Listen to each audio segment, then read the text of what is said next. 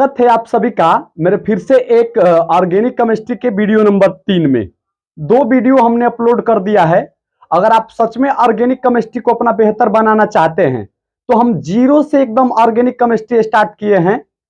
आप पहले और दूसरे वीडियो को देख लीजिए, कॉपी पर सुंदर से नोट्स बना लीजिए, फेयर बना लीजिए और उसे भैया केवल आपको रिवाइज करते रहना है।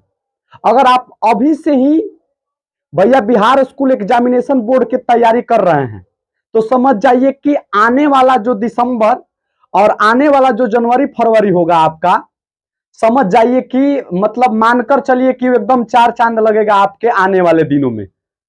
ठीक है ना? तो हम तो उम्मीद करेंगे कि आप लोग अब एक सुंदर सा कॉपी बनाएंगे और शुरुआती से ही लगेंगे। लग जाइए हमारे साथ, हम पूरे ऑर्गेनिक केमिस्ट्री को फ्री में यहाँ पर पढ़ाने वाले हैं। अब पसंद आ रही है वीडियो तो आप लोग थोड़ा सा शेयर कर देते तो बेटर रहता, ताकि हमारा भी मनोबल बढ़े, हम भी एकदम तन मन धन से काम करें आप लोगों के लिए। ठीक है ना? तो आप लोग ऐसा जरूर करिएगा।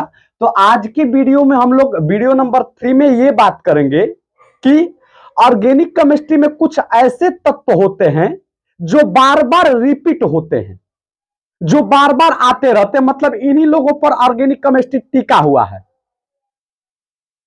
कुछ ऐसे भी तत्व होते हैं जैसे इनऑर्गेनिक केमिस्ट्री में क्या होता है, बहुत सारे तत्वों के बारे में पढ़ते हैं। ऑर्गेनिक केमिस्ट्री में केवल 2 4 7 8 या 10 लोग हो ऐसे होंगे, 10 ऐसे तत्व होंगे जिनके बारे में हम लोगों को, जिनकी रिपीटेशंस, जिनके चलते ऑर्गेनिक केमिस्ट्री बनते हैं, उनके बारे में हम लोगों को जानकारी प्राप्त कर लेना उचित रहेगा, क्योंकि यही लोग बार बार आकर आपको डिस्टर्ब करते रहेंगे।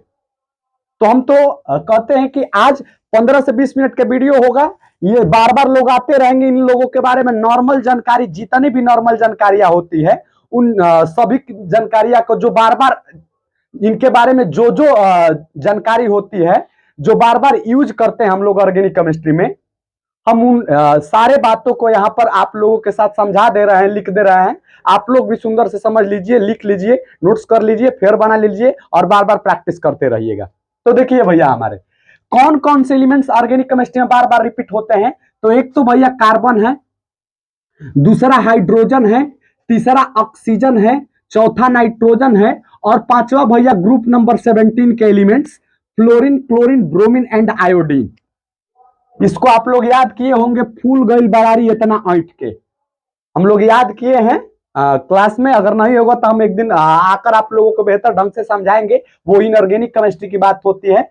तो कार्बन, हाइड्रोजन, ऑक्सीजन, नाइट्रोजन और भैया फ्लोरीन, क्लोरीन, ब्रोमीन, आयोडीन, यही को कितना हुआ, 4 4 8 लोग हुए जो बार बार आते हैं आपके ऑर्गेनिक केमिस्ट्री के अंदर, और इनके बारे में जानना अति महत्वपूर्ण है।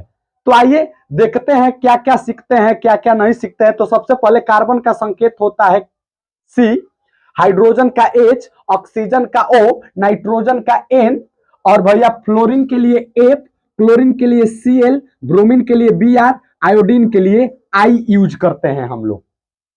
ठीक है ना? अब इन समूहों को दिखाने के लिए हम लोग X लिख देते हैं इन लोगों के नाम पर। कोई दिक्कत परेशानी? अगर कहीं X लिखा हुआ है तो समझ जाइए कि वर्ग 17 लिखा हुआ है केमिस्ट्री के अंदर। ठीक है ना? तो आइए देखते हैं सबसे पहले भैया हमारे पहला पॉइंट इन सभी लोगों के बारे में कि ये किस ग्रुप के होते हैं, किस वर्ग के हैं। तो भैया आपको पता होना चाहिए कि ये 14 नंबर वर्ग के हैं, वर्ग नंबर 14 के हैं ये भैया वर्ग नंबर। अब इसका वर्ग हम लोग निर्धारित नहीं कर सकते हैं, क्योंकि भैया कुछ कुछ आधुनिक आवर्त सारणी में 1 में दे दिया गया है, कुछ कुछ में भैया वर्ग 17 में दे दिया गया है और कुछ कुछ भैया न तो वर्ग 1 में दिया है और न ही वर्ग 17 में दिया है, इसे बीचों बीच रखा गया है। तो हम इसके वर्ग के ओर नहीं बढ़ेंगे हम लोग। ठीक है ना? ये भैया ऑक्सीजन जो होता है वर्ग 16 का तत्व होता है, जबकि नाइट्रोजन जो होता है वर्ग 15 के तत्व होते हैं, जबकि ये भैया हमारे फ्लोरीन, क्लोरीन, ब्रोमीन, आयोडीन जो होते हैं वर्ग 17 के एलिमेंट्स होते हैं। ठीक है ना? तो इन बातों को आप लोग ध्यान में रखिएगा कि कार्बन वर्ग 14 का है, हाइड्रोजन का स्थान निर्धारित नहीं है, ऑक्सीजन वर्ग 16 का है, नाइट्रोजन वर्ग 15 का है, जबकि fluorine, chlorine, bromine and iodine जो है वर्ग 17 का है। कोई दिक्कत परेशानी? अब भैया हमारे दूसर का बात, इन सभी के बाह्यतम कक्षा में इलेक्ट्रॉन कितने होंगे? अगर आप वीडियो नंबर 2 देखे होंगे तो हम आपको बताए होंगे कि कैसे बाह्यतम कक्षा के इलेक्ट्रॉन आप लोग निकालेंगे, ठीक है ना। अगर आप लोग जरा सा भी दिक्कत हो रहा था आप पीछे चले जाइए, हम जो बता रहे हैं वो कर लीजिए अभी से ही, बेटर रहेगा। कैसे किसी भी तत्व के बाह्यतम कक्षा के इलेक्ट्रॉन निकालेंगे, तो सबसे पहले इलेक्ट्रॉनिक विन्यास कर लीजिए, और इलेक्ट्रॉनिक विन्यास करने के बाद उसके बाह्यतम कक्षा में देखिए कि कितने इलेक्ट्रॉन होते हैं, बाहरी वाले, सबसे बाहर वाले कक्षा में। अगर इस पर भी नहीं जा रहे हैं तो बस इतना बात याद करिए कि अगर कोई तत्व वर्ग 1 का है तो वह उसके बाह्यतम कक्षा में कितने इलेक्ट्रॉन होंगे? 1 इलेक्ट्रॉन होंगे। अगर कोई तत्व भैया हमारे वर्ग 2 का है तो उसके बाह्यतम कक्षा में 2 इलेक्ट्रॉन होंगे। अगर किसी तत्व के, अगर कोई तत्व वर्ग नंबर 13 के तत्व हैं तो उसके बाह्यतम कक्षा में 3 इलेक्ट्रॉन होंगे। अगर वर्ग नंबर 14 का तत्व है तो उसके बाह्यतम कक्षा में 4 इलेक्ट्रॉन होंगे। वर्ग 15 का है तो 5 इलेक्ट्रॉन होंगे। वर्ग 16 का है तो 6 इलेक्ट्रॉन होंगे। वर्ग 17 का है तो 7 इलेक्ट्रॉन होंगे, जबकि वर्ग 18 का है तो 8 इलेक्ट्रॉन होंगे। अभी हम डी ब्लॉक के बारे में चर्चा यहां पर नहीं कर रहे हैं, एफ ब्लॉक के बारे में चर्चा हम नहीं कर रहे हैं, केवल और केवल एस एंड पी ब्लॉक के बारे में चर्चा आप लोगों के साथ कर रहे हैं। तो भैया देखिए, कार्बन जो है वर्ग 14 का तत्व है, तो इसके बाह्यतम कक्षा में कितने इलेक्ट्रॉन होंगे? तो भैया बाह्यतम कक्षा में जो इलेक्ट्रॉन होंगे, बाह्यतम कक्षा में इलेक्ट्रॉन कितने होंगे? तो बाह्यतम कक्षा में कार्बन के बाह्यतम कक्षा में 4 इलेक्ट्रॉन होंगे, जबकि हाइड्रोजन वर्ग 1 का है तो मान लीजिए है तो नहीं, लेकिन इसके बाह्यतम कक्षा में लोग 1 होता है, क्योंकि इलेक्ट्रॉनिक विन्यास करने पर 1s1 होगा तो बाह्यतम कक्षा 1 हो जाएगा। वर्ग 16 का तो बाह्यतम कक्षा में 6 इलेक्ट्रॉन होंगे। वर्ग 15 का तो बाह्यतम कक्षा में 5 इलेक्ट्रॉन होंगे। वर्ग 17 का तो बाह्यतम कक्षा में 7 इलेक्ट्रॉन होंगे। कोई दिक्कत परेशानी? इतना बात आप लोग समझ गए। ये भैया ग्रुप नंबर है, वर्ग है। अब अगले पॉइंट पर चलते हैं। एक थे भैया हमारे बहुत ही सुप्रसिद्ध भैया मानकर चलिए वैज्ञानिक थे, जिनका नाम था लुईस, ठीक है ना।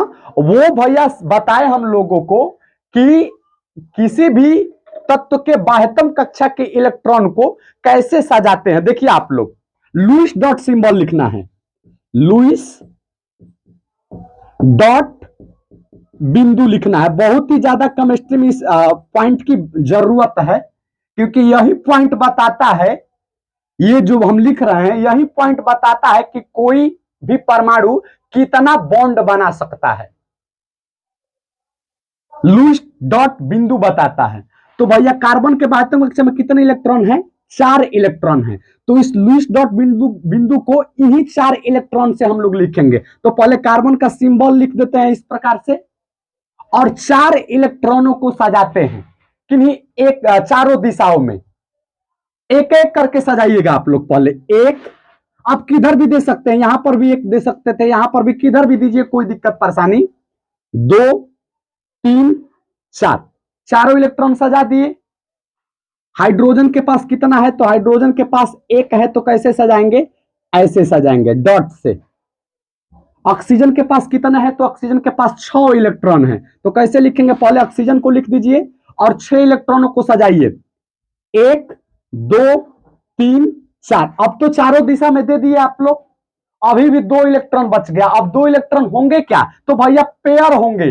अभी देखिए सिंगल सिंगल है, इन लोगों को हम अनपेयर्ड इलेक्ट्रॉन बोलते हैं, ठीक है ना।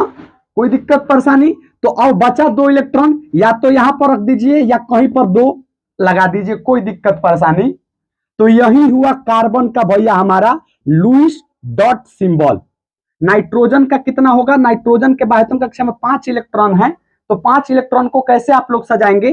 तो भैया 1 2 3 4, अभी 1 बच गया, अब आप कहीं 1 लगा दीजिए। तो यह जो हुआ नाइट्रोजन का लुईस डॉट सिंबल हुआ। कोई दिक्कत? ठीक है ना। अब भैया हमारे एक्स यानी कि वर्ग 17 के बाह्यतम कक्षा में कितने इलेक्ट्रॉन है? 7 इलेक्ट्रॉन है, तो 7 इलेक्ट्रॉनों को आप लोग सजाइए। 1 2 3 4 5 6 7, ठीक है ना। कोई दिक्कत? ये हुआ भैया हमारे ग्रुप नंबर 17 के लुईस डॉट सिंबल। ठीक है ना। अब इसके पास कितने अयुग्मित इलेक्ट्रॉन हैं? अयुग्मित इलेक्ट्रॉन समझते हैं, जो पेयर्ड में नहीं है, जो सिंगल है उसे अयुग्मित इलेक्ट्रॉन बोलते हैं। इसके पास कितना है? तो इसके पास अयुग्मित इलेक्ट्रॉनों की संख्या 4 है।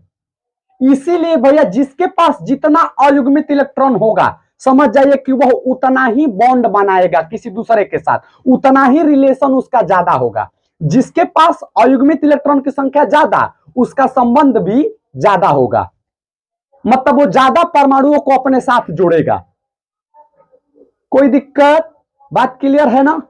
इसके पास भैया 4 है, तो ये 4 लोगों को जोड़ता है, तभी तो CH4 आप लोग देखे होंगे। इसके पास भैया हमारा एक अयुग्मित इलेक्ट्रॉन है, मतलब इसका समझते हैं क्या, मतलब ये एक बॉन्ड बनाएगा किसी दूसरे के साथ, तभी तो भैया HCl लिखा जाता है। ऑक्सीजन के पास भैया हमारे 2 अयुग्मित इलेक्ट्रॉन हैं, एक यहां पर और एक यहां पर, मतलब ऑक्सीजन जो होगा 2 बॉन्ड बनाएगा, तभी तो भैया H2O लिखा जाता है। ऑक्सीजन 2 हाइड्रोजन को पकड़ लिया। नाइट्रोजन भैया 3 बॉन्ड बनाएगा, क्योंकि इसके पास अयुग्मित इलेक्ट्रॉन की संख्या कितनी है?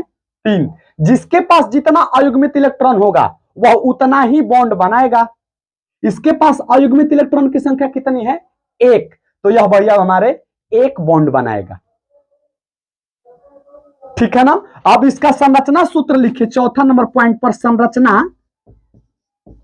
संरचना सूत्र किसका? इन सभी तत्वों का। तो कैसे लिखेंगे आप लोग? तो बस कुछ नहीं करना है, मतलब दिखा देना है कि कितना बॉन्ड बनाएगा। एक यहां से जोड़ेगा, एक यहां से जोड़ेगा, एक यहां से जोड़ेगा, एक यहां से जोड़ेगा। हाइड्रोजन भैया हमारे, हाइड्रोजन एक यहां से जोड़ेगा। ऑक्सीजन 2 भैया, एक यहां से जोड़ेगा, एक यहां से जोड़ेगा। तो ये क्या हुआ भैया? संरचना सूत्र हुआ किसका? कार्बन का ये हुआ, हाइड्रोजन का ये हुआ, ऑक्सीजन का। ये सारी बातों को आप लोग दिमाग में बैठाइए, क्योंकि इन्हीं सही बातों को हम लोग यूज करने वाले हैं आने वाले ऑर्गेनिक केमिस्ट्री के बड़े बड़े फैक्टों में, बड़े बड़े भैया कंसेप्टों में। इन्हीं के हम लोग बेस पर आगे बढ़ने वाले हैं। तो आप लोग अभी से इस बात को समझ जाइए। ये भैया हम कोई इस प्रकार से नहीं बता रहे हैं कि चलिए घास काट रहे हैं हम ना, इसका बहुत ज्यादा यूज करने वाले हैं हम।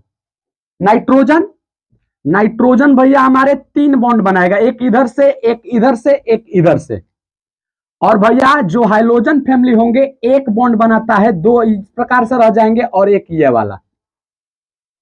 कोई दिक्कत परेशानी? बात ठीक है ना। अब इसकी संयोजकता लिखते हैं हम लोग, 5वां नंबर पॉइंट पर संयोजकता लिखते हैं। कई बार ये क्वेश्चन पूछा जा चुका है आप लोगों के 11th-12th में कि कार्बन की संयोजकता कितनी होती है। मतलब संयोजकता का मतलब पिछले वाले वीडियो में बताया कि संयोजकता का मतलब होता है किसी दूसरे परमाणु के साथ जुड़ने की कैपेसिटी, मतलब उस एटम की सामर्थ्य कितनी होती है जब वो दूसरे के सामने जाएगा, उसकी बल कितना है उसके पास, वही भैया हमारा संयोजकता बताता है। तो कार्बन कितने लोगों को अपने साथ जोड़ सकता है? 4, तो इसकी संयोजकता कितनी होगी? 4।